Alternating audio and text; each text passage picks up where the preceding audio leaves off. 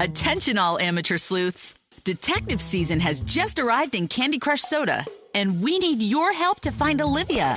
Complete quests and solve the mystery as you work your way around the crime scene to uncover clues and suspects.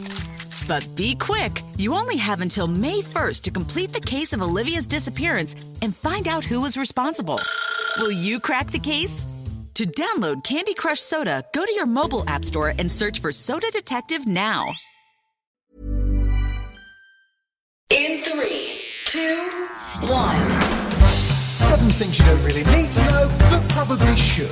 I'm Jamie East, and this is the Sunday 7. In today's episode, we take another look at SpaceX's plan, the age-old mystery of why cats love boxes is revealed, and life is thriving on the Great Pacific Garbage Patch. But first, it was on this day in 1897 that English physicist J.J. Thomson announced his discovery of the electron. 7. As of right now, we are awaiting stage separation, where Starship should separate from the Super Heavy booster. SpaceX's Starship, the world's largest rocket, was set to fly to space for the first time earlier this month, but The entire Starship stack continuing to rotate. We should have had separation by now. Obviously, this does not appear to be a nominal situation. yeah, it didn't quite get there. Around 4 minutes into its flight, it exploded. I do want to remind everyone that everything after clearing the tower was icing on the cake. Now, most companies wouldn't call a fiery explosion icing on the cake, but for SpaceX, explosions and crashes like this are part of a unique trial and error learning process that CEO Elon Musk hopes will one day bring humans to Mars. SpaceX philosophy is more like fail fast, but learn faster. NASA is more like we can't afford to have anything explode while we're learning. we have to be ready to go. It's taxpayers' dollars. We got to get it right. This is Mike Massamino, a former NASA astronaut who worked on the Hubble telescope, speaking with the Wall Street Journal. Starship's taken on an increasingly large role at SpaceX, and not just literally. It's central to the company's strategy, and its executives have said they want to start launching the spacecraft regularly with Starlink satellites. Not only that, it signed a pair of contracts with NASA to develop a variant of Starship that would carry astronauts to the moon. It's certainly what NASA is counting on that's going to get people back to the moon and land on the moon. So it's a key piece of what NASA's trying to do. By the end of 2022, SpaceX was preparing for Starship's big launch, but Musk knew about the risks a whole year before that. I would not say that it is likely to be successful, but I think we'll make a lot of progress. And even the day before the launch, he wasn't exactly being optimistic. This is not like some sort of train leaving the station at precisely 9:03 a.m. or something like that. So it makes sense that minutes after the icing on the cake, SpaceX tweeted this. With a test like this, success comes from what we learn, and today's test will help us improve Starship's reliability as SpaceX seeks to make life multiplanetary. When you have a failure, you learn a lot from that failure. So I think their plan was to test to the point of failure, and then let's learn from that what we can from that failure so it never happens again. Starship's perhaps unsurprisingly grounded for now, but Musk says they'll be testing again in a few months. This is a huge step. If they can get this right, if they can figure out how to do this with such a big rocket, I think it's going to be not just taking people to the moon, but it's going to help us to explore the rest of our solar system and maybe beyond someday.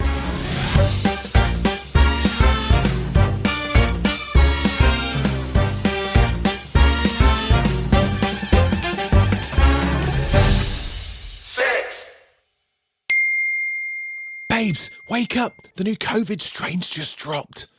Yep, that's right. Just as the NHS COVID app closes down, a new Omicron subvariant is on the rise. Catchily known as XBB.1.16, the variant steadily spreading in the US, although it's been detected in more than 30 countries. In the States, the CDC says it's responsible for nearly 10% of new COVID cases. Most of the data and news from this has come from India, where we know it's spread much earlier on. And as we know, these are sublineages of Omicron, so it's still under that Omicron umbrella. That was Dr. Isaac Bogoch, a researcher in tropical diseases and HIV. Although it's under the good old Omicron umbrella, the latest variant, known as Arcturus, has a unique symptom: pink eye. Dr. Samuel Harris is a primary care physician in Florida, where he spoke with CBS News. There's always going to be a surprise for us. This one just happens to be causing the conjunctivitis, which is the itchiness of the eyes, the redness of the eyes, and it seems to be more predominant for children too. It was a very common strain in India a few weeks to a few months ago, which when that happens, we do expect it to eventually travel throughout the world. Now, here in the UK, COVID-19 may not be at the top of everyone's mind anymore, but the NHS is still planning for a virus that's here to stay. This is John Seymour, Deputy Medical Director at the NHS Frimley Health Foundation Trust. When we see outbreaks or perhaps new variants of COVID come along, I think we do still have to be particularly vigilant at those times because it will have an impact, as we discussed, on staffing and how we are able to look after people in hospital. While medical professionals still want people to keep testing and try to avoid getting infected in the first place, Dr. Bogoch says this strain might not be quite as ominous as it sounds. It looks like more of the same in the sense that we've seen this happen several times before. It's still under the Omicron umbrella, but it's a slightly different version given the mutations, and it can evade some of our immunity to the virus from prior infection and cause an infection. Avoiding infection is the right move. But I think the key point here is we've had multiple waves with an Omicron variant. We had a BA2 wave in the spring. We had a BA4 and BA5 wave in the summer. We had an XBB 1.5 wave in the winter, and none of those have come even close to putting the same pressure on our healthcare system as the first Omicron wave. And I think this is going to be more in the same. Still to come on the Sunday 7, there's new evidence of shrinking ice sheets and the real reason your moggy prefers the cardboard box to the expensive cat bed.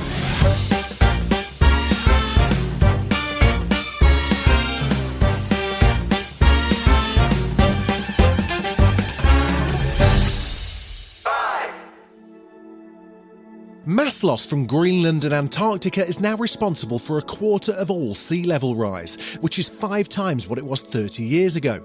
Alarming new evidence once again shows the dramatic impact of climate change. A new study shows the massive ice sheets at polar ends of the planet are shrinking much faster than previously thought. Scientists say the acceleration is now unmistakable. They calculate the poles have lost over 7.5 billion tonnes in mass since 1992, and it's already devastating coastal regions worldwide.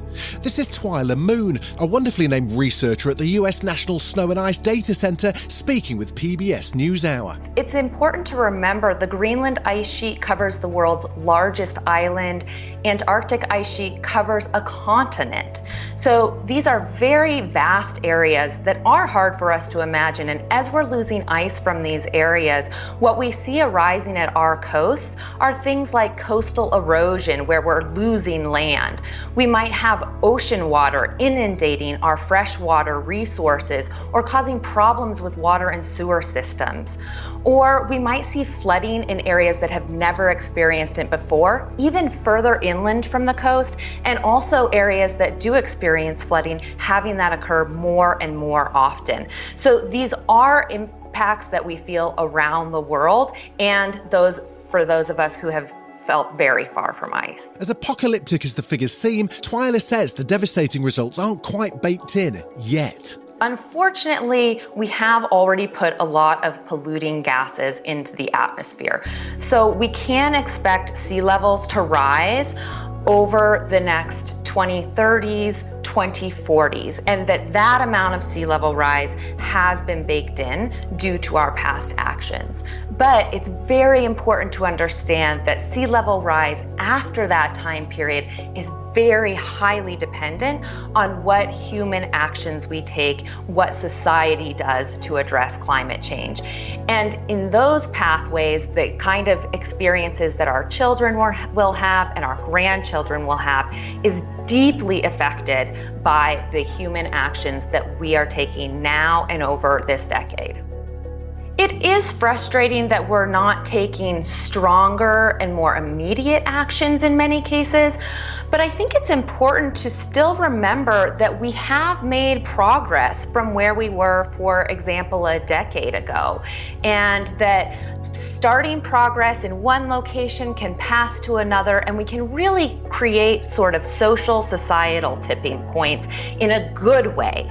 And so I think that we have to remember there's no expiration on climate action. Every 1/10 of a degree that we prevent warming is worthwhile and will benefit us. and we can continue to strengthen our actions.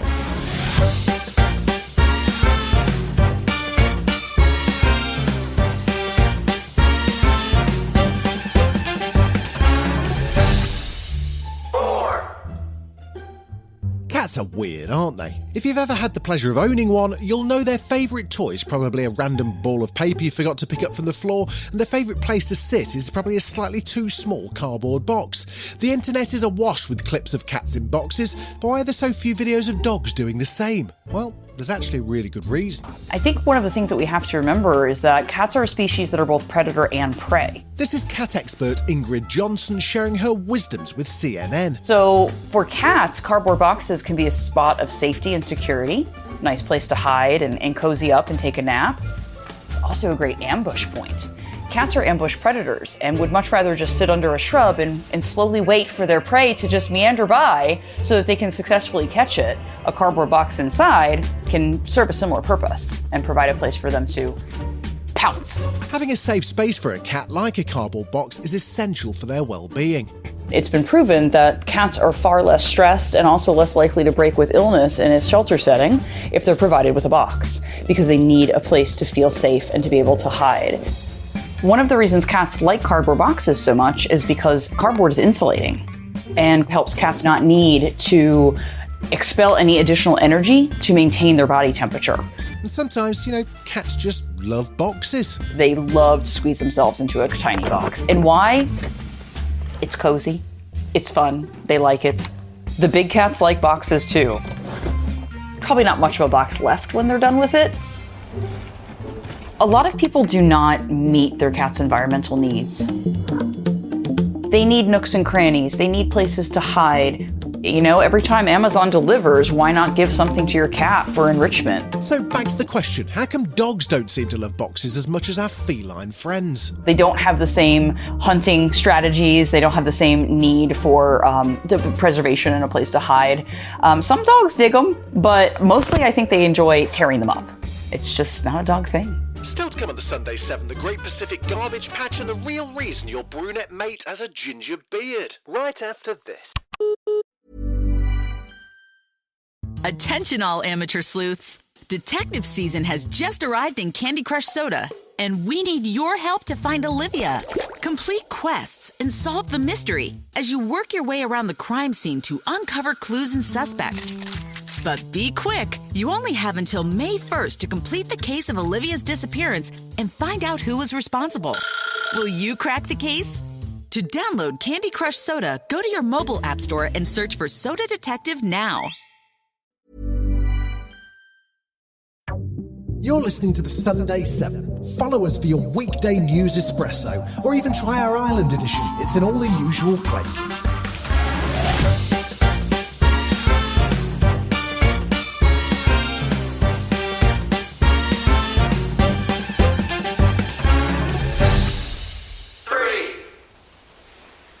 According to a recent study, a swirling group of plastic debris floating in the middle of the Pacific Ocean is now home to dozens of marine species. Researchers found nearly 500 marine organisms living on the Great Pacific Garbage Patch, made up of 46 different species including oysters, crabs, barnacles, crustaceans and mussels. 80% of these species are usually only found along coastlines. So how are these creatures creating a home on a pile of floating plastic rubbish? Joost Dubois is the Director of Communications at non-profit The Ocean Cleanup. They seem to be able to feed themselves and reproduce while they are floating around on these little pieces and feed themselves on snails or small jellyfish that are in the area and manage to survive. Of course, these are invasive species in the area, and we will continue to do more research on this. It's remarkable how many we found, and the fact that they are able to reproduce is a warning sign, and whether or not it's concerning, it's too early to say. So what does this mean for cleaning efforts trying to get the garbage out of the ocean? These are invasive species, so we don't think that it matters to take them out of the area when we take the plastic out. There's other species that are predominant in this area that we monitor very closely together with our catch to make sure that we don't do any damage while we manage our operations. And for those wanting to help in the effort, Joost has some simple tips. Well, it starts, of course, with being very, very aware of how you're using plastics, especially single-use plastics. We use a lot of it. It's great material, but it's also very persistent. So if you litter it, it will stay around for a long time. And so don't litter. Clean up the environment. Participate in beach cleanups. Support organizations like ours. What we do is not cheap. It's not easy.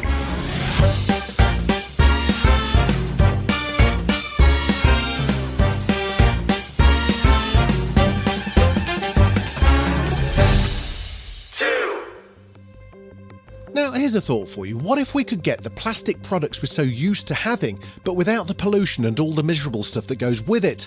Well, one London-based startup says that could be possible, and they think they can make fossil fuels a thing of the past. Grant Aarons is the CEO of FabricNano, a company specialising in cell-free biomanufacturing. We all know that we have a problem with materials that we use in the everyday. We have 8 billion metric tons of plastic waste that have accumulated in the oceans for 8 billion people. Their process is a closely guarded secret, but it doesn't use the oil and gas we currently rely on. Instead, it uses proteins to make bioplastic. Proteins are these beautiful machinery that are capable of doing chemistry that we find all over nature and all within biology. Essentially, a protein can do any material production and any chemical production that we can think of today. This process isn't new, but FabricNano's aiming to design enzymes that can survive on an industrial scale. To do so, it's teamed up with a company called Sumitomo Chemical America, a plastic and petrochemicals producer. The chemical industry can be our friend if we enable them with technology that is a drop-in replacement for how they currently make chemicals today. And what we're trying to do is we're trying to enable this industry to help fight climate change as fast as possible using a technology that can be scaled exponentially quick, and that is a cell-free biomanufacturing technology that we're building. As ever, the usual disclaimer stands. Don't get too excited just yet. It's gonna take a while.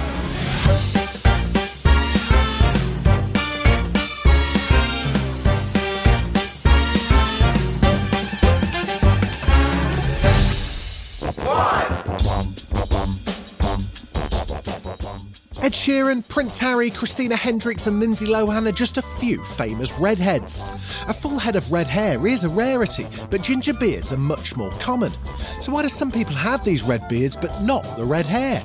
As you may know, hair colour is inherited, so it's possible for the colour of a distant ancestor to reappear. MC1R is the culprit gene, which converts red pigment into dark pigment. If a person inherits 2 mutated MC1R genes, one from each parent, then they end up with red hair. But if you've only inherited 1 mutated gene, red hair can appear in other places, like your chin, quiet at the back. So that's why red beards are more common than pure redheads. The exact mechanism for how it all goes down, though, still isn't known, so the mystery of the ginger persists. Ginger. This has been the Sunday 7. Wherever you're listening, do us a favour and hit the follow button. We'll be back tomorrow at 7 a.m. with the regular Smart 7. Have a great rest of your weekend. Written, produced and published by Daft Doris. In this new, flexible world of work, we're all looking for ways to work better, smarter, and faster.